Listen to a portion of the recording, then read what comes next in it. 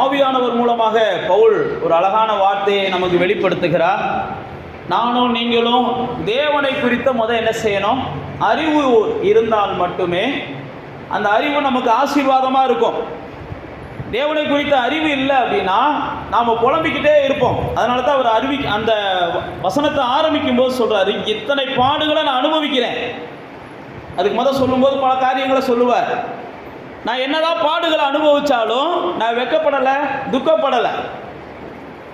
நானும் நீங்களும் தேவனை அறிகிறவர்களாய் இருந்தோம் அல்லது அறிந்தவர்களாய் இருந்தோம் அப்படின்னா நம்முடைய வாழ்க்கையில் வருகிற பாடுகள், நம்முடைய வாழ்க்கையில் வருகிற எந்த ஒரு போராட்டமும் நம்மளை வெட்கப்படுத்தாது, துக்கப்படுத்தாது. நம்ம அதை என்ன செய்வோம் அப்படின்னா, அவருக்கு தெரியும் எந்த நேரத்தில் இதில் எந்த ஒரு திருப்பத்தை ஏற்படுத்தணும் அப்படின்னும் அவர் அறிவார். அதனால் நான் என்ன செய்வேன்னா விசுவாசத்தோடு காத்திருப்பேன். தேவனை அறிகிறவர்களுக்கு விசுவாசமும் பொறுமையும் ரொம்ப அவசியம். தேவனை அறிகிறவர்கள் தேவனிடத்திலிருந்து ஒன்றை பெற்றுக்கொள்ளணும் அப்படின்னா முதல்ல அதை என்ன செய்யணும்? விசுவாசிக்கணும். அடுத்து பெற்றுக்கொள்ளுகிறது வரைக்கும் என்ன செய்யணும்? பொறுமையாக காத்திருக்கணும். இந்த ரெண்டும் இல்லைன்னா தேவனை அறிகிற அறிவு நம்முடைய வாழ்க்கையில் அது என்ன செய்யணும்னா பயனற்றதாக போயிடும். இதைத்தான் பவுல் சொல்லும்போது சொல்கிறாரு, நான் என்னதான் பாடுகளை சந்தித்தாலும், என்னதான் உபத்திரவங்களை சந்தித்தாலும் நான் வெட்கப்படுறதில்ல. ஏன்னா எனக்கு நல்ல முடிவு வரும்னு நம்பிக்கை இருக்குது. அதில் ஒரு பெரிய ஒரு ஆசீர்வாதம் கிடைக்கும்ன்ற நம்பிக்கை இருக்குது. ஏனென்றால் நான் விசுவாசிக்கிறவர் இன்னார் என்பதை நான் என்ன செஞ்சுருக்கிறேன்? அறிஞ்சிருக்கிறேன். நீங்களும் நானும் நாம் விசுவாசிக்கிற தெய்வம் எப்படிப்பட்டவர்னு தெரிஞ்சிருக்கணும். நம்ம விசுவாசிக்கிற தெய்வம் எப்படிப்பட்டவர்னு தெரிஞ்சாதான் நீங்கள் மற்றவர்கிட்ட அவரை பற்றி பேசும்போது அவங்க உண்மைக்கே என்ன செய்வாங்க? உண்மைக்கே உங்கள் தெய்வம் பெரிய தெய்வம்பான்னு சொல்லுவாங்க. நீங்கள் வேத புஸ்தகத்தில் பார்த்தீங்கன்னா யாத்ராகமத்தின் புஸ்தகம் 18ஆம் அதிகாரத்துக்கு வந்தீங்கன்னா மோசேயினுடைய மாமனார் மோசேவை பார்க்க வரார். மோசே மனைவி பிள்ளைகளெல்லாம் விட்டுட்டு அவர் சில சூழ்நிலை நிமித்தம் என்ன செய்கிறாரு? தேவனுடைய ஊழியத்தை செய்ய வருகிறார். மாமனார் என்ன செய்கிறார்னா மோசேவை தேடி வர்றார். தேடி வந்து மனைவி பிள்ளைகள் எல்லாம் ஒப்படைக்கிறார். ஒப்படைக்கிற இந்த நாட்களில் தான் மோசேட்ட மாமனார் கொஞ்ச நேரம் உட்காந்து பேசுகிறார். ஏப்பா, உன்னுடைய பயணம் எப்படி இருந்துச்சு? உன் வாழ்க்கை எப்படி இருந்துச்சு? நீ போன இடம்லாம் எப்படி இருந்துச்சு? கர்த்தர் சொன்னதெல்லாம் எப்படி நடந்துச்சுன்னு கேட்குறார். அப்போ மோசே வந்து தான் மாமனார்கிட்ட எல்லாத்தையும் எடுத்து சொல்கிறார். இந்த 8ஆம் வசனத்தை வாசிங்க. பின்பு மோசே ம் ம் ம்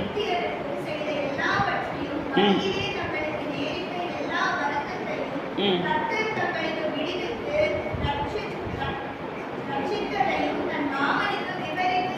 பாருங்க, இங்கே கவனிச்சிங்கன்னா அந்த வசனத்தை கவனிச்சிங்கன்னா உங்களுக்கு புரியும். அவர் சொல்கிறாரு 8ஆம் வசனத்தில், எகிப்தில் எங்களுக்கு நேரிட்ட எல்லா வருத்தம், பார்வோன் நிமித்தம் வந்த எங்களுக்கு பிரச்சனை, நாங்கள் வழியில் வரும்போது எங்களுக்கு வந்த சோதனை. நம்மகிட்ட பேச சொன்னால் இதை மட்டும்தான் பேசுவோம். வாழ்க்கையில் பிரச்சனையை மட்டும் பேசுவோம். பிரச்சனையை எப்படி ஆண்டவர் ஆசீர்வாதமாக்கினார், போராட்டத்தை ஆண்டவர் எப்படி ஆசீர்வாதமாக மாற்றினார், அல்லது எனக்கு வந்த இடைஞ்சல்களை எப்படி ஆசீர்வாதமாக மாற்றினார். இவங்க தான் கர்த்தரை அறிகிற அறிவில் வளர முடியும்.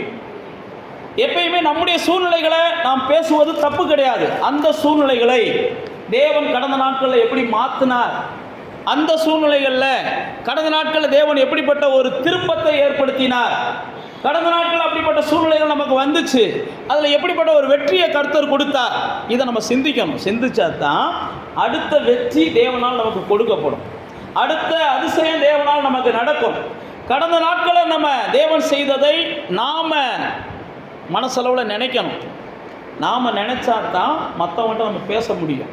இங்கே பாருங்கள், மோசே வந்து தான் மாமனார்கிட்ட பேசுகிற ஆண்டவரை பற்றி.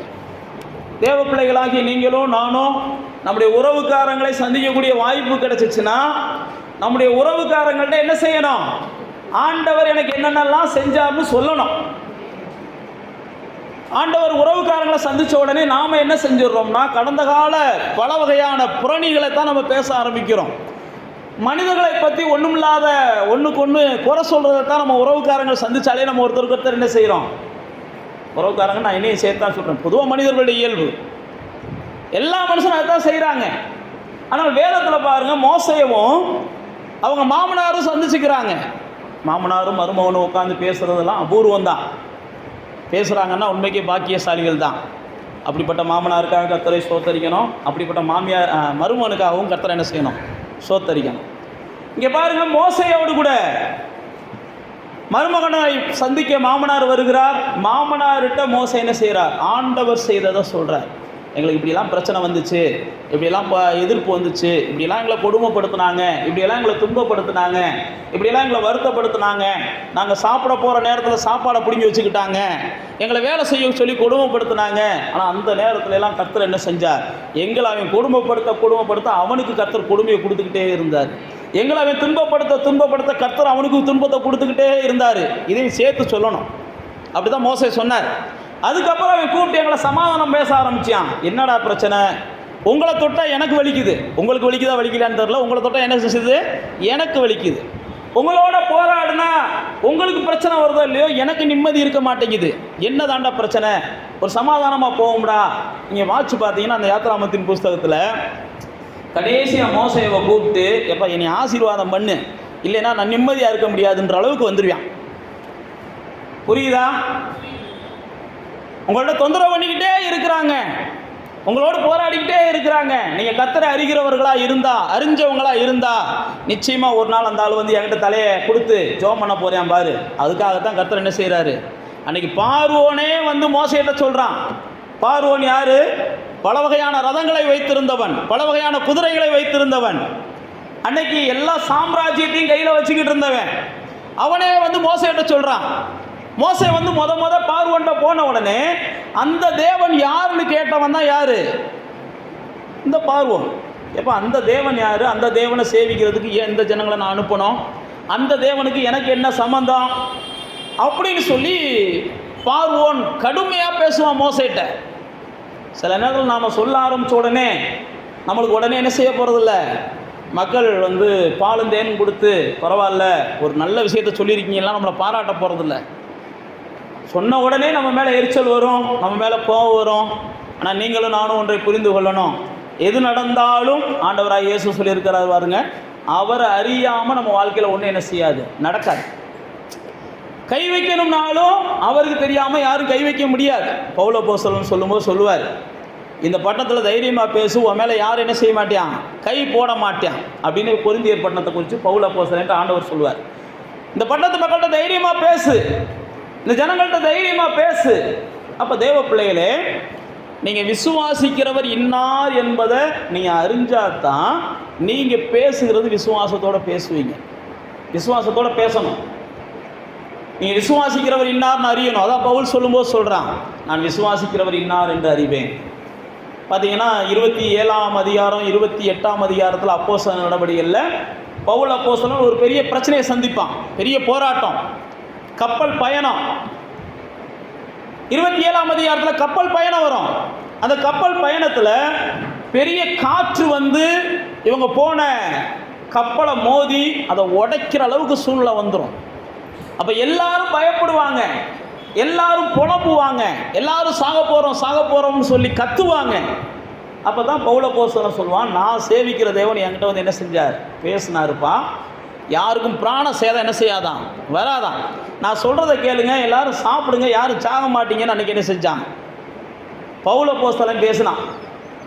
நானும் நீங்களும் சில நேரத்தில் நம்முடைய வாழ்க்கையில் சின்ன பிரச்சனை வந்த உடனே, சின்ன போராட்டம் வந்த உடனே, எப்போ இனி சாப்பிட்டு நம்ம என்ன செய்ய போகிறோம், இனி நம்ம வாழ்ந்து என்ன செய்ய போகிறோம், இனி நம்ம இருந்து என்ன செய்ய போகிறோம், எல்லாம் மீறி போச்சு அப்படின்னு சொல்லி நாம் அவிசுவாசமாக பேச ஆரம்பிச்சிடுறோம்.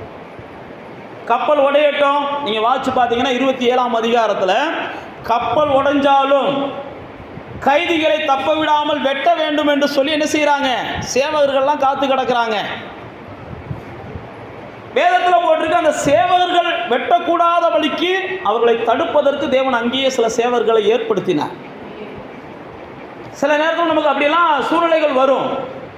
நாம் விசுவாசிக்கிற தெய்வத்தை குறித்து நமக்கு அறிவு இருந்துச்சுன்னா, அவரை குறித்த ஒரு தெளிவு இருந்துச்சுன்னா, நாம் என்ன செய்வோம், எது வேணாலும் வரட்டும், அவருடைய அனுமதி இல்லாமல் என் முடி கூட என்ன செய்யாது, கீழே விழுகாதுன்னு சொல்லியிருக்கிறார். உங்கள் தலைமுடி கூட எண்ணப்பட்டிருக்குதான். நீங்கள் எண்ணி இருக்கீங்களான்னு தெரியல, உங்கள் வீட்டில் எத்தனை பேர் தலைமுடியை எண்ணி இருக்கிறாங்கன்னு தெரியல, உங்கள் தலைமுடியை. ஆனால் வேதத்தில் போட்டிருக்கு, உங்கள் தலைமுடியை கூட அவர் என்ன செஞ்சுருக்கிறாரா, எண்ணி வச்சிருக்கிறாரா.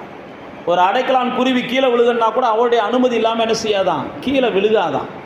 இதெல்லாம் பைபிள் எழுதப்பட்டிருக்கிற சத்தியங்கள். அப்போ தேவ பிள்ளைகளாகிய நாம் ஒன்றை புரிந்து கொள்ளணும். நம்முடைய விசுவாசிக்கிறவர் இன்னார் என்ற அறிவு இருந்தால் தான் நம்முடைய வாழ்க்கையில் எதையுமே நம்ம தைரியமாக எதிர்கொள்ளுவோம். இப்போ பவுல் அப்போஸ்தலன் பாருங்க, நான் சொன்னபடி கப்பல் சேதத்துக்கு தப்புகிறார், சேவகருக்கு தப்புகிறார். சேவகர்களும் வெட்டலை, கப்பல் சேதமும் சேதப்படுத்தலை. 28ஆம் அதிகாரத்துக்கு வந்த உடனே அவர் ஒரு பாம்பு கடிச்சிடும். மற்றவங்கெல்லாம் கடிக்கலை. நீங்கள் நல்லா தெரிஞ்சுக்கோங்க, பக்தியாக இருக்கிறவங்கள தான் சில நேரத்தில் பாம்பு கடிக்கும். பக்தியாக இருக்கிறவங்ககிட்ட தான் சில நேரத்தில் என்ன செய்யும், பைத்தியங்கள்லாம் வந்து மோதும். நீங்கள் பக்தியாக நடக்கணும்னு நினைக்கும் போது தான் என்ன செய்யும், குடிகாரங்களுக்கெல்லாம் கொண்டாட்டமாக இருக்கும், நமக்கு ஒரு அடிமை சிக்கிட்டாண்டாண்டு. நல்லா தெரிந்து கொள்ளுங்க. ஆனால் தேவ பிள்ளைகள் நாம் என்ன செய்யணும், பாவி பேரே ஓ அழிவை நீயா தேடிக்கிறடா, நீ என் மேலே மோதுனா உனக்கு தாண்டா மண்டை வலிக்கும். இயேசுநாதர் சொல்கிறார், என் மேலே மோதுறவனுக்கு தான் என்ன செய்யும், சேதம் வருமே ஒழிய எனக்கு சேதம் வராது. அப்போ நீங்களும் நானும் தேவனை அறிகிற அறிவை வளர்த்து கொள்ளும் போது தான் இப்படிப்பட்ட சிந்தனையினாலே நாம் ஸ்திரப்படுவோம். இப்படிப்பட்ட நல்ல சிந்தனைகளினாலே நாம் ஸ்திரப்படுவோம். பலமான சிந்தனை இருந்துச்சுனாலே நல்லா தெரிஞ்சுக்கோங்க, நம்முடைய வாழ்வு வளமானதாக இருக்கும். நம்முடைய சிந்தனை பலமானதாக இருந்துச்சுன்னா நம்முடைய வாழ்வு நிச்சயமாக வளமானதாக இருக்கும். இப்போ பவுல் அப்போஸ்தலன் பாம்பு கடித்த உடனே அப்போஸ்தலர் 28ஆம் அதிகாரத்தில் எல்லாரும் இவன் சாக போகிறான், இவன் என்ன பாவம் செஞ்சானோ, தொடர்ந்து சோதனை, தொடர்ந்து பிரச்சனை, தொடர்ந்து போராட்டம். சில நேரத்தில் நம்முடைய வாழ்க்கையில் அப்படிலாம் வரும். ஒன்றை முடித்தோடனே இன்னொன்று வர மாதிரி இருக்கும், இன்னொன்று முடித்தோடனே இன்னொன்று வர்றது மாதிரி இருக்கும். நான் நமக்குள்ளே ஒரு நிச்சயம் இருக்கணும், ஒன்று தொடங்கினப்போ அதை முடித்தவர் அவர் தான், இன்னொன்று தொடங்கினாலும் அதுதான் அவர் தான் முடிக்க போகிறார், இன்னொன்று தொடங்கினாலும் அவர் தான் முடிக்க போகிறார். நான் எதையும் முடிக்க முடியாது, எந்த பிரச்சனையும் என்னால் தீர்வு கொண்டு வர முடியாது. இது வரைக்கும் வந்ததெல்லாம் அவர் தான் பார்த்து முடிச்சு வச்சார், இனிமேல் வர்றதையும் அவர் தான் என்ன செய்ய போகிறாரு, பார்த்து முடிச்சு வைக்க போகிறார். நான் பாட்டுக்கு என்ன செய்ய போகிறேன், என் பாரத்தை அவர் மேலே வச்சுட்டு நான் கர்த்தரை துதித்து கொண்டு இருக்க போகிறேன்ட்டு நம்ம கடந்து போயிடணும். தொடர்ந்து பிரச்சனையாக வருது, தொடர்ந்து பிரச்சனையாக வருதுன்னு புலம்பக்கூடாது. எத்தனை 1000 தான் துன்பம் வந்தாலும் ஃபாதர் பெர்க்மான்ஸ் படிப்பார் அந்த காலத்திலேயே, அச்சம் எனக்கு இல்லை, அது அணுகாது. எது 1000 தான் துன்பம் வரட்டும், 1000 தான் பிரச்சனை வரட்டும், பைபிளில் போட்டிருக்குது, அவன் பாம்பு கடித்த போது எல்லாரும் செத்து போவான்னு நினச்சாங்களாம். சில நேரத்தில் நம்முடைய வாழ்க்கையில் வருகிற பிரச்சனைகளை மற்றவர்கள் அப்படி தான் பேசுவாங்க. உனக்கு வந்திருக்கிற பிரச்சனை, உன் குடும்பத்தில் வந்திருக்கிற பிரச்சனை, உனக்கு வந்திருக்கிற நோய், உனக்கு குடும்பத்தில் வந்திருக்கிற அது நிச்சயமாக உன்னை என்ன செஞ்சிடும், அடுத்த வருஷத்துக்குள்ள எல்லாம் வச்சிருக்காதுன்னு கூட சொல்லுவாங்க. ஆனால் நீங்களும் நானும் ஒன்றை புரிந்து கொள்ளணும், நான் ஆராதிக்கிற தேவன் நிச்சயமாக நானாக விரும்பி மரணத்தை கேட்காம எனக்கு கொடுக்க மாட்டார்னு நீங்கள் சொல்லணும். நானாக விரும்பி ஆண்டவரே எல்லாத்தையும் பார்த்துட்டேன், என்னை எடுத்துக்கோங்கப்பா போதும். ஏன்னா வேத புஸ்தகத்தில் அவங்களாம் விரும்பி கேட்டவங்களுக்கு கூட ஆண்டவர் தரமாட்டேன்ட்டார். ஆனால் அவங்களாம் கோபத்தில் கேட்டாங்க. யார் கேட்டால், மோசே கேட்பான் கோபத்தில். அதே மாதிரி தான் என்ன செய்வார், எலியா கேட்பார், யோனா கேட்பார், இப்படிலாம் கோபத்தில் கேட்பாங்க. கோபத்தில் நீங்கள் வாட்டுக்கு என்னை எடுத்துக்கோங்க ஆண்டவரேன்ற அந்த ஜெபத்துக்கெல்லாம் ஆண்டவர் என்ன செய்கிறதில்ல, பதில் தர்றதில்ல. அப்படிலாம் கேட்டால் ஒரு நாளைக்கு நம்ம என்ன செய்கிறோம், எத்தனை வாட்டி கேட்குறோம்னு தெரியாது. அந்த அளவுக்கு நமக்கு என்ன செய்யும் கோபத்தில். ஆனால் இங்கே பாருங்கள், நீங்களும் நானும் ஒன்றை புரிந்து கொள்ளணும், நம்முடைய தேவன் அனுமதி இல்லாமல் பாம்பு கடிச்சா கூட நமக்கு என்ன செய்யாது, சாவு வராது. நம்முடைய தேவனுடைய அனுமதி இல்லாமல் நம்ம மேலே ஒரு ரோலரே கூட ஏறினா கூட தேவன் என்ன செய்ய மாட்டார், மரணத்தை கொடுக்க மாட்டார். நம்மளை குறித்து தேவனை குறித்த அந்த தெளிவு நமக்கு வேணும். பவுல் அப்போஸ்தலன் அப்படி தான் சொல்கிறான். இயேசுவா தான் சொல்லுவார். இயேசுடைய மரணத்தை, சிலுவை மரணத்துக்கு முன்னாடி ஏரோது இங்கே இருக்கிறான், நீங்கள் அங்கே போகாதீங்க அப்படின்னு இயேசுட்ட சொல்லுவாங்க. அப்போ இயேசு சொல்லுவார், அந்த நரிகிட்ட போய் சொல்லுங்கள், நான் இன்னைக்கு இங்கே தான் இருப்பேன், நாளைக்கு இங்கே தான் இருப்பேன், என் நேரம் வராமல் அவனால் என் மேலே என்ன செய்ய முடியாது, கை போட முடியாதும்பார். அப்போ தேவ பிள்ளைகளாகிய நமக்கு தேவனை அறிகிற அறிவு தான் அது நம்மளை எல்லா வகையிலையும் புஷ்டியாக மாற்றும், எல்லா வகையிலையும் ஆரோக்கியமாக மாற்றும், எல்லா சூழ்நிலையும் நம்ம சந்தோஷமாக இருக்க வைக்க முடியும். பாருங்கள், பாம்பு கடித்தாலும் பயம் இல்லாமல் பவுல் அப்போஸ்தலன் இருந்தான். பாம்பு கடித்தாலும் பயம் இல்லாமல் இருந்ததுனால அந்த 28ஆம் அதிகாரத்தை வாசித்து பார்த்தீங்கன்னா, அந்த ஊரில் இருக்கிற தலைவர்கள்லாம் வந்து அவங்க வீட்டில் வந்து என்ன செய்கிறாங்க, பவுலை ஜெபம் பண்ண கூப்பிட்டு போவாங்க. பவுல் அந்த வீடுகளில் போய் ஜெபம் பண்ணி அநேகருக்கு விடுதலையை கொடுப்பான். அப்போ தேவ பிள்ளைகளே, நீங்கள் ஒரு தைரியமாக இருந்து விடுதலையை பெற்றுக்கொண்டாதான் கர்த்தர் உங்களை கொண்டு அநேகருக்கு விடுதலை கொடுப்பதற்கு உங்களை என்ன செய்வார்? பயன்படுத்துவார். நீங்களே பயந்து கொண்டே இருந்தீங்கன்னா உங்களை யார்ட்டையாவது அனுப்புனாருனாலும் நீங்கள் போய் அவங்கள பயமுத்திட்டு வந்துடுவீங்க. இருக்கிற பயத்தை இன்னும் கொஞ்சம் என்ன செஞ்சுருவீங்க? கூடுதலாக்கிட்டு வந்துடுவீங்க. சில நேரத்தில் நான் என் கூட ஊழியத்துக்கு யாரையாவது கூப்பிட்டு வருவேன். நானே சில நேரத்தில் கூப்பிட்டு வந்துட்டு ஏன்டா அந்த மனுஷனை கூப்பிட்டு போனேன் அப்படிலாம் வருத்தப்பட்ட நாட்கள்லாம் உண்டு. ஏன்னா நம்ம கூப்பிட்டு போனோம்னா அங்கே அவங்க என்ன செய்வாங்க? தேவையில்லாத இதை உழப்பி விட்டுருவாங்க. பிறகு வெளியில் வந்துட்டு இனிமேல் அந்த மனுஷனை கொஞ்சம் கவனமாக கையாளணும் அப்படிலாம் நான் நினைத்த நாட்கள் உண்டு. ஏன் நான் உங்களுக்கு சொல்லுகிறேன் அப்படின்னா, நீங்கள் தேவனை அறிகிற அறிவை என்ன செய்யணும்? நல்ல தெளிவாக இருக்கணும் தேவனை அறிகிற அறிவில். அதனால தான் பவுல் சொல்கிறான், நான் விசுவாசிக்கிறவர் இன்னார் என்ற அறிவை. விசுவாசிக்கிறவரை நீங்கள் அறிஞ்சீங்கன்னா தான் அடுத்து நீங்கள் என்ன செய்வீங்கன்னா பேசுவீங்க. பவுல் அப்போஸ்தலன் 2 கொரிந்தியரில் சொல்லும்போது சொல்கிறான், நான் விசுவாசிக்கிறவர் இன்னார் என்று அறிகிறேன், அதனால் நான் என்ன செய்கிறேன்? பேசுகிறேன் அப்படின்னு சொல்லி 2 கொரிந்தியர் 4:13 வாட்சி பார்த்தீங்கன்னா சொல்லுவான். நான் விசுவாசிக்கிறத பேசுகிறேன்பா. அதனால தான் இயேசு சொல்லுவார், ஏப்பா நீ விசுவாசத்தோடு இந்த மலையை பார்த்து பேர்ந்து போனால் அது என்ன செய்யும்? நீ பேசணும், விசுவாசத்தோடு பேசணும். நீங்கள் விசுவாசிக்கிறவர் இன்னார் என்று அறிஞ்சிருந்தீங்கன்னா நீங்கள் விசுவாசத்தோடு என்ன செய்வீங்க? பேசுவீங்க. நீங்கள் விசுவாசத்தோடு பேசுகிற எந்த ஒன்றுமே பைபிளில் போட்டிருக்கு, விசுவாசிக்கிறவனுக்கு எல்லாம் என்ன செய்யும்? கூடும். விசுவாசிக்கிறவனுக்கு எல்லாம் கூடும். நீங்கள் விசுவாசத்தோடு பேசணும். விசுவாசத்தோடு ஒருவேளை உங்களுடைய பிரச்சனை இருக்குது, உங்களுடைய வியாதிகள் இருக்குது, அல்லது உங்களுடைய தோல்விகள் இருக்குது, உங்களுடைய இழப்புகள் இருக்குது, உங்களுடைய மன போராட்டங்கள் இருக்குது, எதுவாக இருந்தாலும் நீங்கள் என்ன செய்யுங்க? பேசுங்க. அல்லது பக்கத்து வீட்டில் சூழ்நிலைகள் அப்படி இருக்குது, எதிர்த்த வீட்டில் அப்படி சூழ்நிலைகள் இருக்குது, எதுவாக இருந்தாலும் இயேசுவின் நாமத்தில் நான் பேசுகிறேன். மலையை பார்த்து போன்னு சொன்னால் போகும்னு சொன்ன இயேசுவே, இப்பொழுதே இந்த மனுஷனுடைய மனநிலை மாறட்டும், இந்த மனுஷனுடைய பேச்சு மாறட்டும், இந்த மனுஷனுடைய பார்வை மாறட்டும், இயேசுவின் நாமத்தில் மாறட்டும் மாறட்டும், மாறுறது வரை சொல்லிக்கிட்டே இருங்க. நிச்சயமாக மாறுறதை என்ன செய்வீங்க? பார்ப்பீங்க. இயேசு அப்படி தான் சொல்கிறாரு. மலையை பார்த்து, அதாவது இயேசு சீசர்களோடு போகிறாரு. போகும்போது திடீர்னு ஒரு மரத்துக்கிட்ட போய் கனி எடுக்க போகிறாரு. அதான் அந்த சம்பவம். ஒரு மரத்துக்கிட்ட போய் கனி தேடுறாரு. அந்த மரத்தில் கனி இல்லை. பைபிளில் போட்டிருக்கு அது கனியின் காலம் கிடையாதுன்னு போட்டிருக்கு.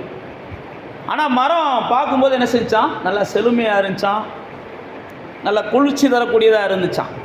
அப்போ இயேசு போனால் அங்கே கனி இல்லை. அப்போ எல்லாரும் பார்க்குறாங்க. அப்போ தான் இயேசு சொல்கிறாரு, நீ என்ன செய்ய, இனிமேல் கனி யாருக்கு கொடுக்க வேண்டாம், நீ பட்டு போன்றாரு. உடனே அந்த மரம் என்ன செஞ்சிருதுன்னா பட்டு போயிடுது. இதை சீசர்கள் ரிட்டர்ன் வரும்போது ஆண்டவர்கிட்ட ஞாபகப்படுத்துகிறாங்க. ஆண்டவரே நம்ம போகும்போது எவ்வளவு பளபளப்பாக இருந்துச்சு, போயிட்டு வர்றதுக்குள்ளே என்ன செஞ்சுருக்கு? இப்படி பட்டு காஞ்சி போய் கிடக்கு பாருங்கன்னு. அப்போ தான் இயேசு சொல்கிறாரு, நீங்கள் விசுவாசத்தோட இன்னைக்கு பளபளப்பாக இருக்கின்றதுக்காக உங்ககிட்ட மோதிரியான். இயேசுவின் நாமத்தில் பளபளப்பு மறையட்டும் அப்படின்னு சொல்லி பாருங்க. உண்மையை தான் சொல்கிறேன். உங்களை தொந்தரவு பண்ணுறத கர்த்தர் யாருக்கும் அனுமதியெல்லாம் கொடுக்கறதில்ல. உங்களுடைய தொந்தரவை கர்த்தர் மாற்றுவதற்காக நீங்கள் ஏறெடுக்கிற எந்த விண்ணப்பத்தையும் அவர் என்ன செய்கிறார்? செவி கொடுக்கிறார். ஏன்னா பார்வோன் படுத்தின தொந்தரவு தாங்க முடியாமல் அந்த ஜனங்கள் ஆண்டவரை நோக்கி பார்த்தாங்களாம். பைபிளில் போட்டிருக்கு, அவர்கள் படுகிற வேதனையை நான் பார்த்தேன், அவர்கள் இடுகிற கூக்குரலை நான் கேட்டேன், அவங்க பெருமூச்சு என் சந்நிதிக்கு வந்துச்சு, அதனால தான் நான் இறங்கி வந்தேன்றார். அப்போ தேவ பிள்ளைகளாகிய நீங்களும் நானும் பாக்கியம் பெற்றவர்கள், நீங்களும் நானும் ஒரு ஆசீர்வதிக்கப்பட்ட ஜனங்கள். அதனால் தேவனை அறிகிற அறிவு தான் நம்மளை காப்பாற்றும். தேவனை அறிகிற அறிவு தான் நம்மளை பாதுகாக்கும். தேவனை அறிகிற அறிவு தான் நம்முடைய வாழ்க்கையை உண்மைக்கு பரலோகமாக மாற்றும். தேவனை அறிகிற அறிவு. அதனால தான் இயேசு சொல்லும்போது சொல்கிறாரு, நீங்கள் அந்த மலையை பார்த்து பேர்ந்து போனால் அது என்ன செஞ்சிடும்? பேர்ந்து போயிடும். நீங்கள் பார்த்தீங்கன்னா ஒரு குஷ்டரோகி இயேசுகிட்ட வர்றான். மத்திய 8ஆம் அதிகாரத்தில் குஷ்டரோகி இயேசுகிட்ட வந்தவொடனே என்ன சொல்கிறான்? ஆண்டவரே உமக்கு சித்தமானால் எனக்கு என்ன செய்யலாம்? சுத்தமாக்க உம்மால் ஆகும்ன்றான். இதுதான் நீங்களும் நானும் இயேசுவை பார்த்து பேச வேண்டியது. ஆண்டவரே நீங்கள் நினச்சா என்ன செய்ய முடியும்?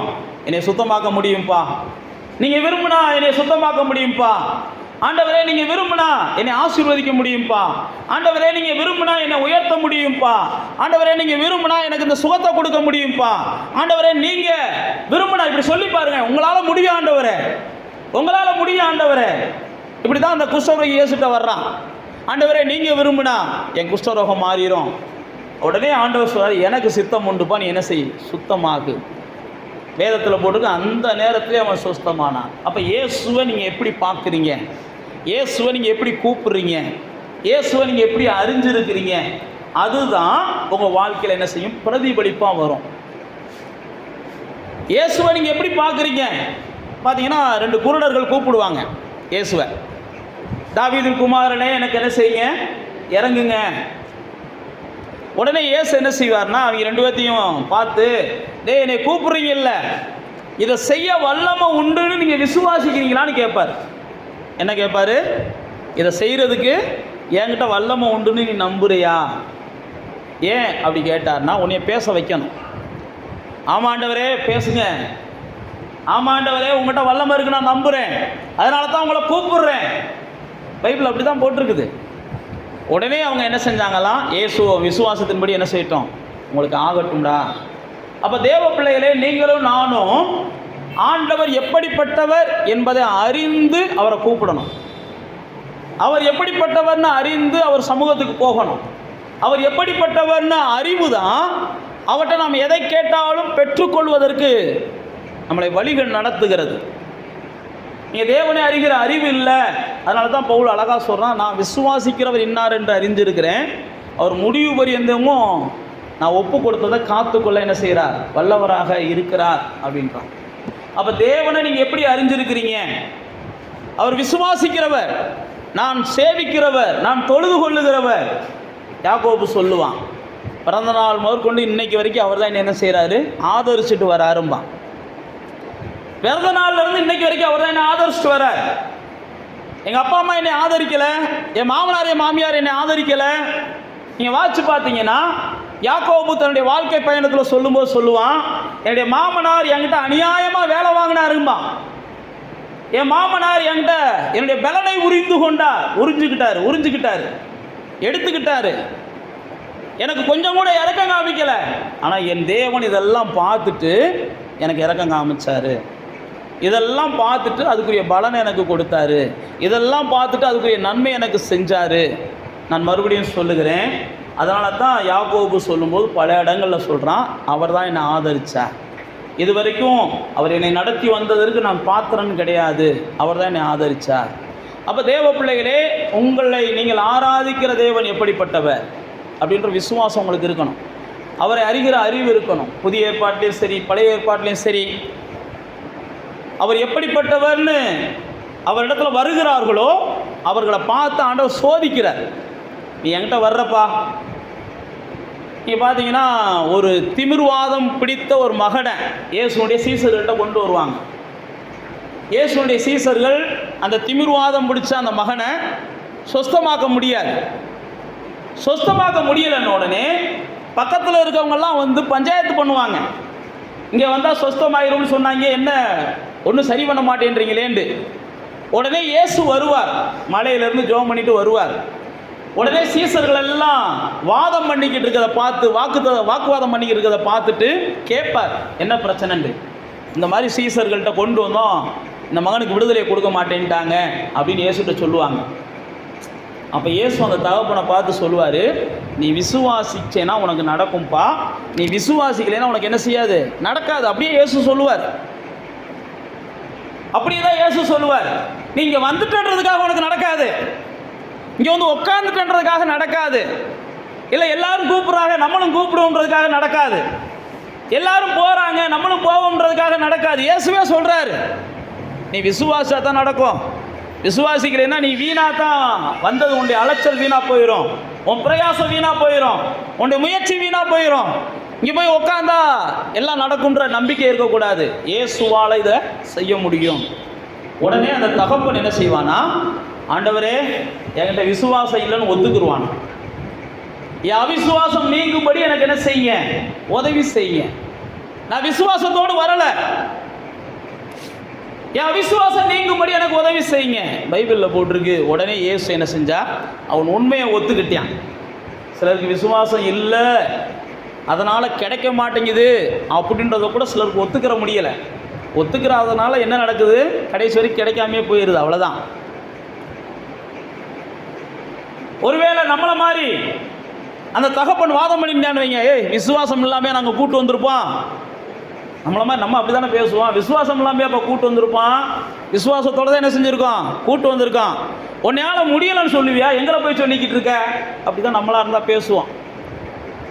நீங்கள் எல்லாம் பார்க்குறத பார்த்தா அப்படி பேசாத மக்களாக இருக்கீங்க. யதார்த்தமாக நான் சொல்கிறேன், நீங்கள் நல்லவங்க தான். ஆனால் அங்கே பாருங்கள், அந்த தகப்பனை வந்து ஒத்துக்கிட்டான். என்ன ஒத்துக்கிட்டான்? ஆண்டவரே, அவிசுவாசம் என்ன செய்யணும், நீங்கணும். நான் மறுபடியும் சொல்லுகிறேன், விசுவாசத்தினால தான் நீதிமான் என்ன செய்வானா, பிழைப்பானா. விசுவாசம் இல்லை அப்படின்னா தேவனுடைய பிள்ளைகள் பிழைக்க முடியாது. அப்படி தான் வேதம் நமக்கு சொல்லுது. அதனால தான் விசுவாசிக்கிறவர் இன்னார் என்று உங்களுக்கு என்ன செய்யணும், தெளிவு வேணும். நான் விசுவாசிக்கிறவர் இன்னார் என்ற தெளிவு வேணும். விசுவாசிக்கிறவர் இன்னார்னு தெளிவு இருந்துச்சுன்னா, நீங்கள் இயேசுகிட்ட வந்திருக்கிறீங்க, இயேசுவை தேடுறீங்க, இயேசுவை சேவிக்கிறீங்க, இயேசுவுக்காக கொடுக்குறீங்க, எல்லாமே உண்மை, வேறு எதுவும் பொய் கிடையாது. ஆனால் நீங்கள் செய்கிற ஒவ்வொன்றையும் ஆண்டவர் பார்க்குறார். நீங்கள் விசுவாசத்தோடு செய்கிறீங்களா? இயேசு பாருங்க, ஒரு பட்டணத்துக்கு வந்திருக்கிறாரு. அந்த பட்டணத்துக்கு வந்த உடனே பைபிளில் போட்டிருக்குது, அந்த பட்டணத்தில் அந்த வீடு முழுவதும் ஜனங்கள் சூழ்ந்து கொண்டார்கள். ஆனால் ஒரு மனுஷனை 4 பேர் தூக்கிட்டு வர்றாங்க. இயேசுகிட்ட கொண்டு போனால் என்ன கிடைக்கும், சுகம் கிடைக்கும்னு சொல்லி. இயேசு பார்த்தாருன்னா சுகம் கிடைக்கும், இயேசுகிட்ட கொண்டு போனால் சுகம் கிடைக்கும் அப்படின்னு சொல்லி 4 பேர் பார்த்து கொண்டு வந்துடுறாங்க. ஆனால் அந்த 4 பேரும் கொண்டு வந்தால் இயேசுகிட்ட போக முடியலை. சில நேரத்தில் நம்ம சாக்கு சொல்கிறதுக்கு இது ஒரு வாய்ப்புன்னு நினச்சி சிலர் என்ன செஞ்சிடறோம், ஏதாவது ஒரு பத்திரிக்கை வந்தால் கூட சாக்கு போக்கு சொல்லிடுறோம். சாக்கு சொல்கிறதுக்கு ஒரு வாய்ப்பு. நான் மறுபடியும் சொல்லுகிறேன், நீங்கள் சொல்லுகிற ஒவ்வொரு சாக்கும் உங்களுடைய சந்தோஷத்தை தான் அதுக்கு எடுக்குமே ஒழிய அது எங்கள் சந்தோஷத்தை பாதிக்க போகிறதில்ல. அன்றைக்கி அவன் ஒரு சாக்கு சொல்லியிருந்தாங்கன்னு வைங்க, எப்பா இன்னைக்கு வேண்டாம்ப்பா, கூட்டமாக இருக்குது, இன்னொரு நாளைக்கு போய்க்கிருவோம்ப்பா அப்படின்னு கொண்டு போயிருந்தாங்கன்னா அந்த மனுஷனுடைய வாழ்க்கை என்ன செஞ்சுருக்கோம், அப்படியே தான் புழுத்து போய் கிடந்திருக்கும். ஆனால் அவங்க என்ன செய்யலை, இல்லைப்பா நம்ம இயேசு சமூகத்துக்கு போயே ஆகணும், இயேசுவை பார்த்தே ஆகணும், இயேசுடைய முகத்தை தரிசனம் பண்ணியே ஆகணும், அப்போ தான் இந்த மனுஷனுக்கு மறுபடியும் வாழ்க்கை கிடைக்கும். பைபிளில் போட்டிருக்கு, அவர்கள் மேற்கூரையை பிரித்து என்ன செஞ்சாங்களாம், இயேசுவுக்கு முன்னாடி இறக்குனாங்களாம். அவங்களுடைய விசுவாசத்தை இயேசு பார்த்தாராம். பரவாயில்ல, இவ்வளவு பெரிய கூட்டத்தில் கூட இயேசுக்கு எப்படியாவது இந்த மனுஷனை கொண்டுட்டு போயிடணும்னு நினச்சாங்க பாருங்க. இவங்க விசுவாசத்தை பார்த்து பைபிளில் போட்டு பாவம் மன்னிக்கப்பட்டுச்சு, நீ எறும்பி நடன்னு இயேசு சொன்னாராம். நீங்கள் நல்லா தெரிஞ்சு கொள்ளுங்க, தேவ பிள்ளைகளாகிய நமக்குள்ளே எத்தனையோ காரியங்கள் ஏன் வாய்க்காமல் இருக்குது அப்படின்னா, சில நேரத்தில் நம்முடைய பாவங்கள் கூட நம்முடைய நன்மைகளை தடுக்கும்னு சொல்லி எரேமியா சொல்கிறார். உங்களுக்கு வர வேண்டிய நன்மைகளை எல்லாம் உங்களுடைய பாவங்கள் தடுக்குதுன்னு போட்டிருக்கிறார். அதனால தான் நீங்கள் விசுவாசத்தோடு தேவ சமூகத்துக்கு வரும்போது உங்களுடைய பாவங்களை தேவன் என்ன செய்கிறார்னா சுட்டி காட்டி அதிலிருந்து உங்களுக்கு மனம் திரும்புதலை கொடுக்குறார். எந்த மனிதனும் திருந்த வேண்டும் என்பதில் தேவனுக்கு முரண்பாடே கிடையாது. எந்த மனுஷனும் திருந்த வேண்டும். இங்கே யோபு புஸ்தகத்தை வாட்சி பார்த்தீங்கன்னா, யோபு புஸ்தகம் முழுவதும் யோபு தனக்கு ஒரு நியாயம் கிடைக்க வேண்டும் என்று வாதம் பண்ணுவான். உங்களுக்கு எல்லாத்துக்குமே தெரியும், யோபுவை குறித்து போட்டிருக்கு அவன் உத்தமன், யோபுவை குறித்து போட்டிருக்கு அவன் நீதிமான், யோபுவை குறித்து போட்டிருக்கு பொல்லாப்புக்கு விலகுகிறவன், பொல்லாப்புக்கு அவன் விலகுகிறவன், தன்னுடைய பிள்ளைகள் கூட பொல்லாப்பு செய்யக்கூடாது அப்படின்றதுக்காக கண்ணும் கருத்துமாக வளர்க்கிறவன். ஆனால் அவன் வாழ்க்கையிலே தொடர்ந்து இழப்புக்கள் எல்லாம் சாகுது, புள்ள முதற்கொண்டு சாகுது, சொத்துக்கள் எல்லாம் போகுது, சரீர சுகமும் போயிடுது. நல்லா தெரிஞ்சு கொள்ளுங்க, இந்த நிலைமை இருந்தால் யாருக்குத்தான் குழப்பம் வராது, யாருக்குத்தான் குழப்பம் வராது, எல்லாத்துக்குமே என்ன செய்யும், குழப்பம் வரும். ஏன்னா நீதிமானாக இருக்கிறாரு, உத்தமனாக இருக்கிறாரு, பொல்லாப்பு செய்யாமல் இருக்கிறாரு. யோபுவை குறித்து வாசித்து பார்த்தீங்கன்னா, யார் வீட்டையும் அவர் நான் எட்டி பார்த்ததில்லைன்றாரு, யாருடைய மனைவியை நான் தப்பாக நோக்கி பார்த்ததில்லைன்றாரு. இதெல்லாம் யோபு சொல்லுவார். யாருடைய பொருளையும் நான் எடுத்ததில்லைங்கிறாரு, எந்த முதியோரையும் நான் கனம் பண்ணாமல் இருந்ததில்லை அப்படின்றாரு. யோபு புஸ்தகத்தை நீங்கள் வாசித்து பார்த்தீங்கன்னா தெரியும், எந்த ஒரு குற்றமும் இல்லை, ஏன் என் வாழ்க்கையில் எல்லாம் நடக்குது எல்லாம் நடக்குதுன்னு புலம்புவார். அப்புறம் தான் ஆண்டவர் 38ஆம் அதிகாரத்தில் இருந்து யோபுவோடு கூட பேச ஆரம்பிப்பார். எல்லாம் நடக்கிறது ரைட்டு, என்ன குறித்த அறிவு உனக்கு என்ன செய்யலை, தெளிவா இல்லை, நான் யாருன்னு தெரியுமா, என்னுடைய வல்லமை தெரியுமா, என்னுடைய அன்பு தெரியுமா அப்படின்னு சொல்லி அவனோடு கூட பேச ஆரம்பித்த உடனே அப்போ தான் யோபு சொல்லுவான், ஆண்டவரே நான் புத்தியீனமாக பேசிட்டேன்ப்பா, நான் செஞ்சதெல்லாம் நான் பேசுனதெல்லாம் தப்பு தான், நான் பேசுனதெல்லாம் நீங்கள் மன்னிச்சிருங்கன்ற இடத்துல பேசிட்டு தான் 42ஆம் அதிகாரத்தில் முதல் வசனத்தில் சொல்லுவார். 2வது வசனத்தில் முதல் 2 வசனங்களில், கர்த்தாவே நீ சகலத்தையும் செய்ய வல்லவர், நீங்கள் செய்ய நினச்சது ஒன்றும் என்ன செய்யாது, தடைபடாதுன்றதை நான் இப்போ தான் என்ன செய்கிறேன், புரிகிறேன். சில நேரத்தில் நம்முடைய வாழ்க்கையில் நம்ம ஏதோ ஒரு காரணம் இல்லாத பிரச்சனைகள் வந்துக்கிட்டே இருக்கு. எந்த ஒரு காரணமும் இல்லாமல் தொடர்ந்து பிரச்சனைகள் வந்துக்கிட்டே இருக்குது. நமக்கு ஒன்றுமே புரிய மாட்டேங்குது. நான் மறுபடியும் சொல்லுகிறேன், கொஞ்சம் அமைதலாக இருங்க. காரணம் இல்லாமல் வருகிறது நிச்சயமாக அது என்ன செஞ்சிடும், காணல் நீரை போல மறைஞ்சிரும். காரணம் இல்லாமல் வந்துச்சுன்னா, காரணத்தோடு வந்துச்சுன்னா நிதானிங்க, அதை சரி செய்யுங்க, நிச்சயமாக அதுவும் முடிவுக்கு என்ன செய்யும், வரும். அப்போ காரணம் இல்லாமல் வருகிறதை அந்த யோபு புரிந்து கொள்ளாமல் அவன் தன்னை என்ன செய்கிறான், பயங்கரமாக ஆதங்கப்படுறான். நான் பிறந்த நாள் சபிக்கப்படட்டும்ன்றான். நான் பிறந்தேன்னு சொல்லி எங்கள் அப்பன்ட்ட போய் சொன்னவனுக்கு என்ன செய்யட்டும், சாபம் வரட்டும்ன்றான். நீங்கள் வாட்சி பார்த்தீங்கன்னா தெரியும், அவ்வளவு கோபம் அவனுக்கு, அவ்வளவு ஆக்ரோஷம். ஆண்டவர் அவனை வந்து சந்தித்து எல்லாத்தையும் அவனுக்கு தெளிவை கொடுப்பார். தெளிவை கொடுத்ததுக்கப்புறம் தான், கர்த்தாவே நான் இனிமேல் பேசவே மாட்டேன், நான் வாயை பொத்திக்கிறேன்றியான். இனிமேல் நான் என்ன செய்ய மாட்டேன், பேச மாட்டேன், வாயை பொத்திக்கிறேன். அதுக்கப்புறம் தான் பைபிளில் போட்டிருக்கு, எப்போ ஆண்டவரே நீ சகலத்தையும் செய்ய வல்லவர் என்பதை நான் அறிகிறேன், நீ செய்ய நினைச்சது ஒன்றும் தடைபடாது அப்படின்னு சொல்கிறானோ, அதுக்கப்புறம் தான் தேவன் அவன் வாழ்க்கையில் திருப்பங்களை ஏற்படுத்துகிறார், அவன் வாழ்க்கையில் மாற்றங்களை ஏற்படுத்துகிறார். அவன் வாழ்க்கையில் இழந்ததையெல்லாம் அவன் பெற்றுக்கொள்வதற்கு தேவன் அனுகிரகம் பண்ணுகிறார். அவன் வாழ்க்கையை விட்டு போனதெல்லாம் திரும்ப அவனுக்கு கிடைப்பதற்கு தேவன் அனுகிரகம் பண்ணுகிறார். அப்போ தேவனை அறிகிற அறிவு வருகிறது வரைக்கும் நம்முடைய வாழ்க்கையிலேருந்து நம்ம எல்லாவற்றையும் என்ன செய்கிறோம், இழந்ததையெல்லாம் பெற்றுக்கொள்வது தாமதமாகிறது. நாம் அடைய வேண்டிய இலக்கை அடைவது தாமதமாகிறது. நாம் பெற வேண்டிய ஆசீர்வாதங்களை பெறுகிறது தாமதமாகிறது. எல்லாத்துக்கும் காரணம் நாம் தேவனை அறிகிற அறிவிலே என்ன செய்யலை, இன்னும் சரியாக வளரலை. யோபு எப்போ அந்த 42வது அதிகாரத்தில் ஆண்டவரை பார்த்து சொல்கிறானோ, அதுக்கப்புறம் தான் பைபிளில் போட்டிருக்கு, அவன் வாழ்க்கையில் எல்லாமே தேவன் திரும்ப கொண்டு வருகிறதை பார்க்கிறோம். அப்போ தேவ பிள்ளைகளே, நீங்கள் விசுவாசிக்கிறவர் என்ன செய்யணும், இன்னார் என்று அறியணும். ஒரு சாதாரணமாக ஒரு பாம்பு கடிச்சிருச்சுன்றதுக்காக என் விசுவாசிக்கிற ஒரு பொய்யர்னு நீங்கள் சொல்லிடக்கூடாது. சாதாரணமாக ஒரு மாடு செத்துருச்சுன்றதுக்காக நான் விசுவாசிக்கிற தேவனை என்னை கைவிட்டார்னு நீங்கள் பேசிடக்கூடாது. காலில் புண்ணு வந்துருச்சுன்னா அவ்வளோதான், கர்த்தர் என்ன செய்யலை. இப்படிலாம் சின்ன சின்ன காரியங்களுக்கெல்லாம் நீங்கள் என்ன செய்யக்கூடாது, கர்த்தரை அறிகிற அறிவில்லாமல் பேசக்கூடாது. இதெல்லாம் கர்த்தரை அறிகிற அறிவில்லாதவர்கள் பேசுகிற வார்த்தை. கர்த்தரை அறிகிறவங்க அத்திமரமே துளிர் விடாமல் போனாலும் நான் சந்தோஷமாக இருப்பேன்ப்பா, ஆட்டு மந்தையே முதல் இல்லாமல் போனாலும் நான் சந்தோஷமாக இருப்பேன்ப்பா, என் கர்த்தரை அறிஞ்சவேனா அப்படின்னு சொல்லி கர்த்தரை அறிகிறவர்கள் தன் வாழ்க்கையில் என்ன நேர்ந்தாலும் கர்த்தர் பார்த்துக்கிட்டு இருக்கிறார். இதுக்கெல்லாம் பிரதிபலன் எனக்கு என்ன செய்வா கர்த்தர் பார்த்துக்கிட்டு இருக்கிறார். என் கண்ணீரை அவர் என்ன செய்கிறார், கணக்கில் வச்சிருக்கிறார். என் அலைச்சல்களை அவர் அறிஞ்சிருக்கிறார். எதையும் அவர் வீணா விட மாட்டார். நான் கர்த்தருக்காக படுகிற எந்த ஒரு பிரயாசமும் என்ன செய்யாது, வீண் போகாது. கர்த்தருக்கு நான் படுகிற பாடுகள் நிச்சயமாக அது எனக்கு கிரீடத்தை கொடுக்கும். இப்படிப்பட்ட அறிவு தான் கர்த்தரை அறிந்தவர்களுடைய வாயிலிருந்து வரணும். கர்த்தரை அறிந்தவர்கள் என்ன செய்வாங்கன்னா பேசுவாங்க. எப்படி பேசுவாங்க, விசுவாசத்தை பேசுவாங்க.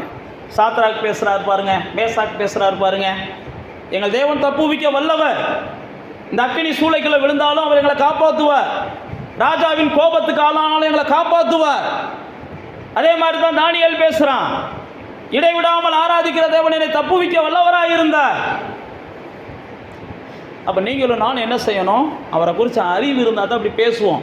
உடனே தீக்குள்ளே போட போகிறாங்கன்னு நம்மளெல்லாம் தூக்கி நாளைக்கு போடுறாங்கன்னு வச்சுக்கிடுவோம்.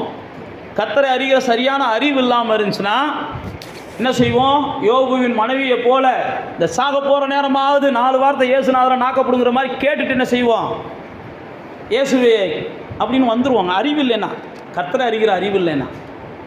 சாத்ராக் மேசாக் ஆபேத்நேகோவை போல அவரை சேவிக்கிறதுக்காக நம்மளை ஊரை விட்டு ஒதுக்கி வச்சிடுறாங்கன்னு வச்சுக்கிடுவோம். நம்ம என்ன செய்வோம், ஒதுக்கி வச்ச வீட்டிலலாம் இலவு விழுகணும், அப்போ தான் என்ன இங்கே உண்மையான தெய்வம். எந்த இலவு விழுகலைன்னு வையன், நாளையிலேருந்து நானும் என்ன செஞ்சிருவேன், அவன் முன்னாடியே போய் சாமியை கும்பிட போயிடுவேன். இப்படி நம்ம பேச ஆரம்பிச்சிருவோம். ஆனால் அவங்க என்ன செய்யலை, அப்படியெல்லாம் பேசலை. அவங்க என்ன செஞ்சாங்க, எங்கள் தேவன் தப்பு வைப்பார்ப்பா, அவர் தப்பு வச்சதுக்கப்புறம் இவர் தான் தேவன் நீயே உன் வாயால் சொல்ல போகிறவாரு, நீ கொடுக்குற எல்லா தொல்லைகள்லேருந்தும் கர்த்தர் என்னை காப்பாற்றுவார், நீ எனக்கு கொடுக்குற எல்லா பிரச்சனையிலேருந்து என்னை கர்த்தர் காப்பாற்றுவார், அவர் காப்பாற்றுறதுனால அவர் தான் கர்த்தர்னு நீயே ஒரு நாள் என் முன்னாடி என்ன செய்ய போகிற சொல்லிக்கிட்டு முழங்கால் போட போகிறவாருன்னு நீங்கள் காத்து கிடக்கணும். ஏன்னா அப்படி தான் நடந்துச்சு. இந்த தேவன் தான் தேவன் சொல்லி அன்றைக்கி நேபுகாத்நேச்சார் என்ன செஞ்சான், பேச ஆரம்பித்தான்.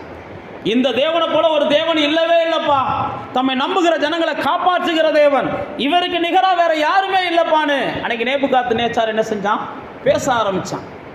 நீங்கள் தானியேல் 3ஆம் அதிகாரம் 6ஆம் அதிகாரங்களில் வாட்சி பார்த்தீங்கன்னா, ஏன் நான் உங்களுக்கு சொல்லுகிறேன்னா, கர்த்தரை அறிகிற ஜனங்களுக்குள்ளே ஒரு வைராக்கியம் இருக்கணும். என் கர்த்தர் எப்படிப்பட்டவராக இருக்கிறார் அப்படின்ற அறிவு இருந்துச்சுன்னா வைராக்கியம் இருக்கும். கர்த்தர் எப்படிப்பட்டவராக இருக்கிறான்ற அறிவு இருந்துச்சுன்னா நமக்குள்ள பயம் இருக்காது.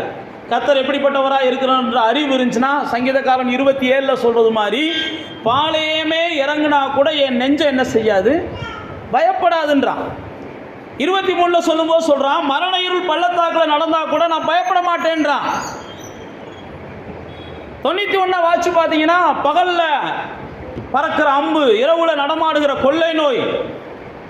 91 சொல்லும்போது அதுதான் சொல்கிறான், என் வலது பக்கத்தில் 1000 பேரும் இடது பக்கத்தில் 16000 பேர் இருந்தால் நான் என்ன செய்ய மாட்டேன், பயப்பட மாட்டேன், எனக்கு பொல்லாப்பு வராது, எனக்கு வாதை நெருங்காது. இதெல்லாம் சங்கீதக்காரனுடைய விசுவாச வார்த்தைகள். அதனால தான் 10வது சங்கீதத்தில் சொல்லும்போது சொன்னால், நான் விசுவாசிக்கிறதுனால பேசுகிறேன்ப்பான்றான். 116:10 நான் விசுவாசிக்கிறதுனால பேசுகிறேன். தாவீது 135 சொல்லும்போது சொல்லுவான், நான் ஆராதிக்கிற தேவன் தான் எல்லா தேவர்களிலும் பெரியவர், அவர் தான் மேலானவர் அப்படின்னு பேசுவான். நீங்கள் 56:9 வாட்சி பார்த்தீங்கன்னா, வாசிங்க சங்கீதம் 56:9 வாசிங்க. சங்கீதம் 56:9 வாட்சி பார்த்தீங்கன்னா,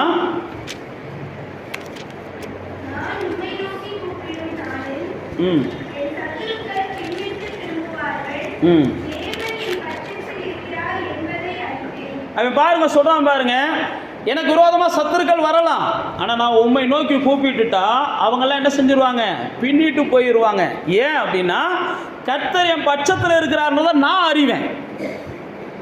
கர்த்தர் என் பக்கத்தில் இருந்தால் பைபிளில் போட்டிருக்கு, எனக்கு விரோதமாக இருக்கிறவன் யாருன்னு போட்டிருக்குது.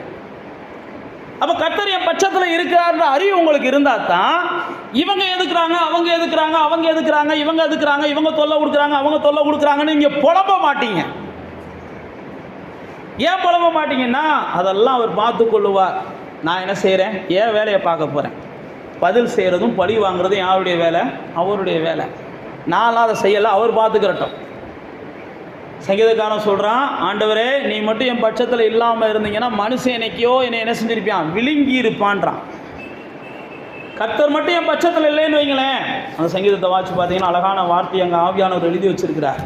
கர்த்தர் மாத்திரம் என் பட்சத்தில் இல்லைன்னா மனுஷன் எப்படா அப்படின்னு சொல்லி என்ன செய்யறான், சுற்றி சுற்றி வர்றான். 124 எடுங்க, சங்கீதம் 124. கர்த்தர் என் பட்சத்தில் இருக்கிறார்ன்றதை நான் அறிவேன், அதனால தான் மனிதர்களை குறித்து நான் பயப்பட மாட்டேன். அதனால தான் சங்கீதக்காரன் சொல்லுவான், மனுஷன் எனக்கு என்ன செய்வான். 124 எடுத்துட்டீங்களா, வாசிங்க முதல் 2 வசனத்தை.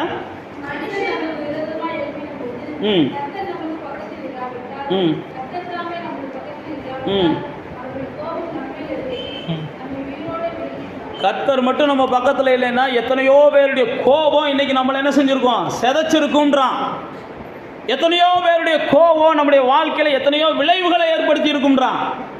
ஏன்னா கர்த்தர் என் பட்சத்தில் இருந்ததுனால அவன் கோபப்பட்டு என்னென்னலாம் என் மேலே எரிஞ்சானோ அது ஒன்று கூட என்னை சேதப்படுத்தாத அளவுக்கு, அக்னி ஆஸ்திரங்களை அவிழ்த்து போடத்தக்க அளவுக்கு அவர் கேடகமாக இருந்தார்னு சங்கீதக்காரன் சொல்லுகிறான்.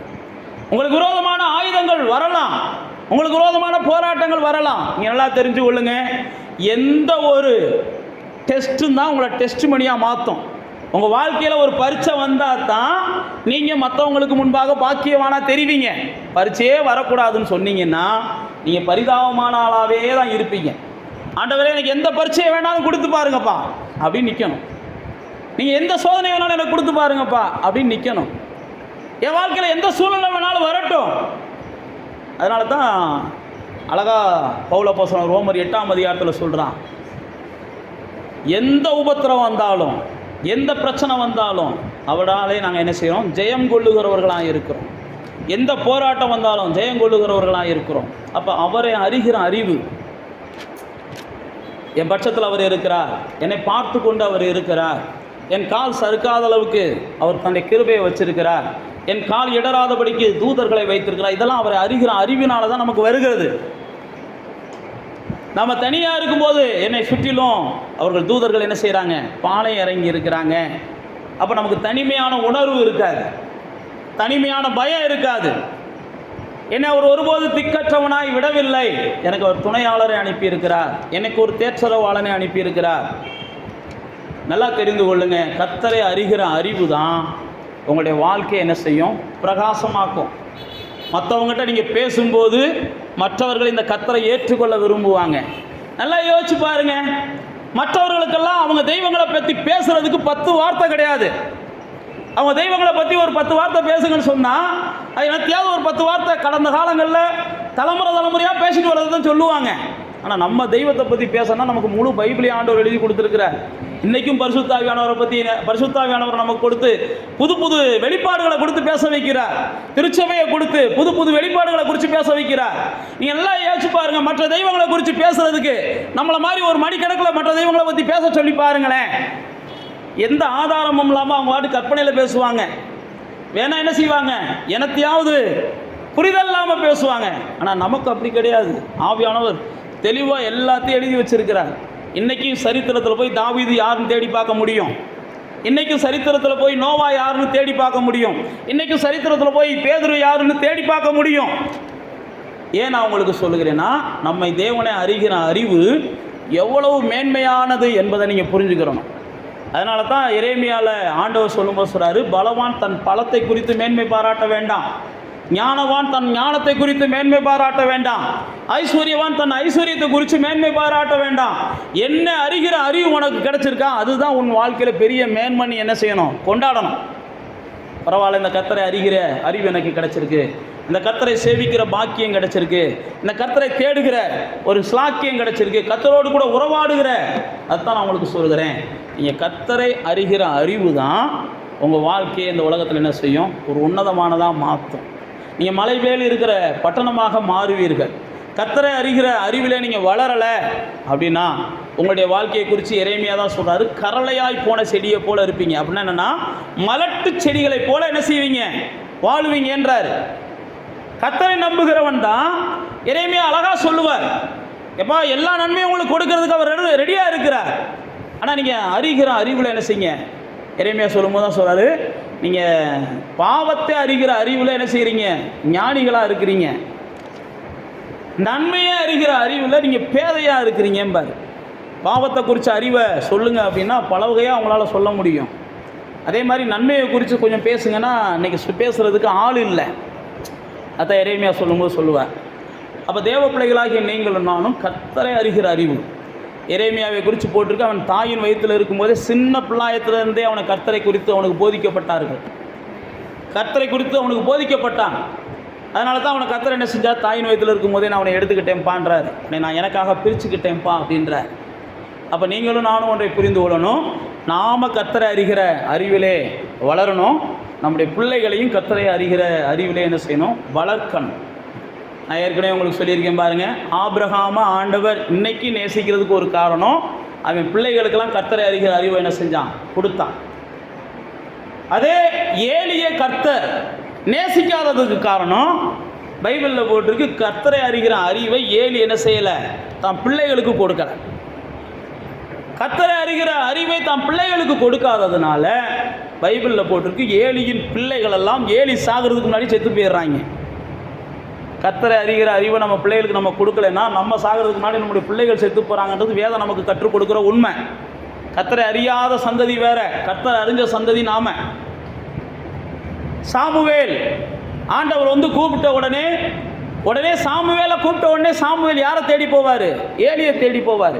ஏன் அப்படின்னா பைபிளில் போட்டிருக்கு, சாமுவேலுக்கு கர்த்தரை குறித்து ஏலி என்ன செய்யலை? சொல்லி கொடுக்கலன்னு போட்டிருக்கு. அவன் பாருங்க, தான் பிள்ளைக்கும் சொல்லி கொடுக்கல, தான் வீட்டில் வளர்ற பிள்ளைக்கும் சொல்லி கொடுக்கல. ஆனால் அவன் தான் அன்னைக்கு இருந்த பெரிய தீர்க்கதரிசி, அவன் தான் அன்னைக்கு இருந்த பெரிய பரிசுத்தவான், அவன் தான் அன்னைக்கு இருந்த தேவனுடைய பிரதிநிதி. நல்லா தெரிந்து கொள்ளுங்க, தேவனை அறிந்த நாம் நம்முடைய வீட்டில் தேவனை பற்றி சொல்லிக் கொடுக்கலைன்னா அதுவே நமக்கு பாவமாக மாறும். தேவனிடத்தில் நாம் ஒரு நாள் என்ன செய்யணும், கணக்கு கொடுக்க வேண்டிய கட்டாயம் வரும். நீங்கள் மற்றதுக்கெல்லாம் கணக்கு கொடுக்குறீங்களோ இல்லையோ, கண்டிப்பாக இதுக்கு நீங்கள் என்ன செய்யணும், கணக்கு கொடுத்தாகணும். நீங்கள் உங்கள் பிள்ளைகளை நல்லா படிக்க வைக்கிறீங்கன்னா என்றைக்காவது ஒரு நாள் நீங்கள் உங்கள் பிள்ளைகளுக்கு கணக்கு கொடுக்குறீங்க பாருங்கள். அதே மாதிரி தான் உங்கள் பிள்ளைகளை நீங்கள் பக்திக்குள்ளே வளர்க்கலை, பக்திக்குரிய காரியங்களை சொல்லிக் கொடுக்கல, கர்த்தருடைய மேன்மையை உங்கள் பிள்ளைகளுக்கு புரிய வைக்கலைன்னா நிச்சயமாக ஒரு நாள் நீங்கள் என்ன செய்யணும், கர்த்தருக்கு கணக்கு கொடுத்தாகணும். அப்படி தான் பைபிளில் போட்டிருக்கு. உடனே ஏலி என்ன செய்கிறான், சாமுவேலை பார்த்து, எப்பா சொல்லும் அடியேன்னு கேட்குறேன்னு நீ கர்த்தர்கிட்ட சொல்லு, இனிமேல் கர்த்தர் உன்ட்ட என்ன செய்வார், பேசுவார். அப்போ தான் முத அறிமுகப்படுத்துகிறான். அப்போ தான் சாமுவேல் என்ன செய்கிறாரு, கர்த்தாவே சொல்லும் அடியேன்னு கேட்குறேன். பைபிளில் போட்டிருக்கு. அதிலிருந்து கர்த்தர் அவனோடு கூட ரகசியங்களை பேச ஆரம்பித்தார். கர்த்தர் ஒரு மனுஷனோட பேசியாச்சுன்னா கடைசியாக நான் சொல்லி முடிக்கிறேன், அந்த மனுஷன் பேசுகிறதெல்லாம் நடக்கும்படி கர்த்தர் அனுக்கிரகம் செய்கிறார். புரியுதா புரியலையா? கர்த்தர் உங்களோட பேசிட்டாரு, அல்லது நீங்கள் கர்த்தரோட பேச பழகிட்டீங்க அப்படின்னா நீங்கள் பூமியில் என்னெல்லாம் பேசுகிறீங்களோ அதெல்லாம் நடக்கும். நல்லதை பேசுங்க, நடக்கும்ன்றதுக்காக என்ன செய்யாதீங்க, கெட்டதையும் பொல்லாதையும் பேசாதீங்க, அதில் கர்த்தர் பிரியப்பட மாட்டார். அப்போ பாருங்கள், சாமுவேலை குறித்து போட்டிருக்கு, அவனுடைய வார்த்தைகளில் ஒன்று கூட என்ன செய்யலையா, நிறைவேறாமல் போகவே இல்லையா, ஒன்று கூட பொய்யாவே போகலையா. ஏன்னா கர்த்தாவே நீங்கள் சொல்லுங்கள் நான் செய்கிறேன்றான். அப்போ கர்த்தரை அறிகிற அறிவு நம்ம எல்லாம் என்ன செய்யுது, உயர்த்துகிறது. நான் சொன்ன பாருங்கள், நீங்கள் கர்த்தரை அறிகிற அறிவில் ஆண்டவர் ஒவ்வொரு நாளும் உங்களுடைய இதை பரிசோதிச்சுக்கிட்டே இருப்பார். நீங்கள் கர்த்தரை அறிகிற அறிவில் வளர்ந்தீங்கன்னா தான் உங்களுடைய பிள்ளைகளை நீங்கள் கர்த்தரை அறிகிற அறிவுக்குள்ளே கொண்டு வருவீங்க. கர்த்தரை அறிகிற அறிவில் வளர்ந்தால் தான் நீங்கள் பயம் இல்லாமல் பதட்டம் இல்லாமல் ஒரு பாக்கியவான்களாக, ஒரு ஆசீர்வதிக்கப்பட்டவர்களாக இந்த பூமியில் இருப்பீங்க. அப்படியே கண்களை மூடி தேவனை அறிகிற அறிவை வளர்த்து கொள்வதற்கு தேவன் நமக்கு உதவி செய்வாராக என்று சொல்லி நாம் தேவனிடத்தில் வரலாம். வேதத்தில் போட்டிருக்கு, இருதயத்தின் நிறைவினால் வாய் பேசும்னு போட்டிருக்குது. உங்கள் இருதயத்தில் கர்த்தரை அறிகிற அறிவு இருந்துச்சுன்னா உங்கள் வாயில் கர்த்தரை பற்றிய வார்த்தை இருக்கும். இருதயம் கர்த்தரை அறிகிற அறிவை விரும்பலைன்னா உங்கள் வாயிலிருந்து கர்த்தரை பற்றிய வார்த்தையே வராதுன்னு வச்சுக்கோங்களேன். அதனால் கர்த்தரை பற்றிய வார்த்தை உங்கள் வாயிலிருந்து வரலைனாலே உங்கள் இருதயம் கர்த்தரை அறிகிற அறிவுக்குள்ளே வரலன்னு அர்த்தம். அப்படி தான் பைபிளில் போட்டிருக்கு. அதனால் கர்த்தரை அறிகிற அறிவிலே நானும் நீங்களும் வளரும்போது நிச்சயமாகவே நம்முடைய வாழ்க்கை பவுலப்போஸ்தலனை போல ஒரு பயமற்ற வாழ்க்கையாகவும் அநேகருக்கு பயன்படுகிற வாழ்க்கையாகவும் மாறுது. அநேகருக்கு பவுலப்போஸ்தலன் பயன்பட்டான் என்று பார்க்கிறோம். நீங்களும் நானும் பயன்படுவதற்கு தான் கர்த்தர் தம்மை அறிகிற அறிவிலே நம்மளை வளர வைக்கிறார். கர்த்தரை அறிகிற அறிவிலே வளர்வதற்கு இந்த மாதத்தை நீங்கள் ஒப்பு கொடுங்க. கர்த்தரை அறிகிற அறிவிலே உங்களை நீங்கள் வளர்த்து கொள்வதற்கு, நீங்கள் விசுவாசிக்கிறவர் இன்னார் என்பதை நீங்கள் தேடி வளர்த்து கொள்ளுங்க. நீங்கள் ஆராதிக்கிறவர் இன்னார் என்பதை கொஞ்சம் தியானிச்சு பாருங்க. நான் தான் உங்களுக்கு சொன்ன பாருங்க, மற்றவங்களுக்கெல்லாம் அவங்க தெய்வங்களை தியானிப்பதற்கு எந்த வழிகளும் கிடையாது. ஆனால் உங்களுக்கெல்லாம் ஆண்டவர் அழகான ஒரு புஸ்தகத்தை கொடுத்துருக்கிறார், ஆவியான ஊரை கொடுத்துருக்கிறார், சபை ஐக்கியத்தை கொடுத்துருக்கிறார், வாரந்தோறும் புது புது வெளிச்சங்களை கொடுக்குறார். இதுக்கப்புறமும் கர்த்தரை அறிகிற அறிவில் நீங்கள் வளரலைன்னா நிச்சயமாக நீங்கள் கர்த்தருக்கு முன்பாக ஒரு நாள் குற்றமாளியாக நிற்பீங்க, வெக்கப்பட்டு தான் நிற்பீங்க. கர்த்தர் உங்களை பலப்படுத்துவாராக. அந்த சூழ்நிலை உங்களுக்கு வராமல் கர்த்தர் பாதுகாப்பாராக. உங்களை கர்த்தர் தம்மை அறிகிற அறிவினால் நிரப்புவாராக. உங்களை கொண்டு உங்களுடைய வம்சத்தையும் கர்த்தர் தம்மை அறிகிற அறிவினாலே நிரப்புவாராக. பிதாவே, இந்த நாளில் நாங்கள் தியானித்தபடியே நாங்கள் விசுவாசிக்கிறவர் இன்னார் என்ற அறிகிற அறிவு நாளுக்கு நாள் எங்களுக்குள்ளே விருத்தி அடைவதற்கு உங்களுடைய தூய ஆவியானவர் எங்களுக்கு உதவி செய்வாராக. உம்முடைய வேதத்தின் வார்த்தைகள் எங்களுக்கு உதவி செய்வதாக. உம்முடைய பரிசுத்த வான்கள் எங்களுக்கு உதவி செய்வார்களாக. உம்முடைய ஆலயத்திலிருந்தும் எங்களுக்கு அறிவு பெருக்கெடுத்து வருவதாக என்று நாங்கள் ஒப்புக் கொடுக்கிறோம். அப்பா, உம்முடைய நல்ல ஆவியானவர் தாமே இந்த நாளில் வந்திருக்கிற ஒவ்வொருவரையும் பலப்படுத்தி ஸ்திரப்படுத்தி அவர்கள் இந்த பூமியில் உள்ள நாளெல்லாம்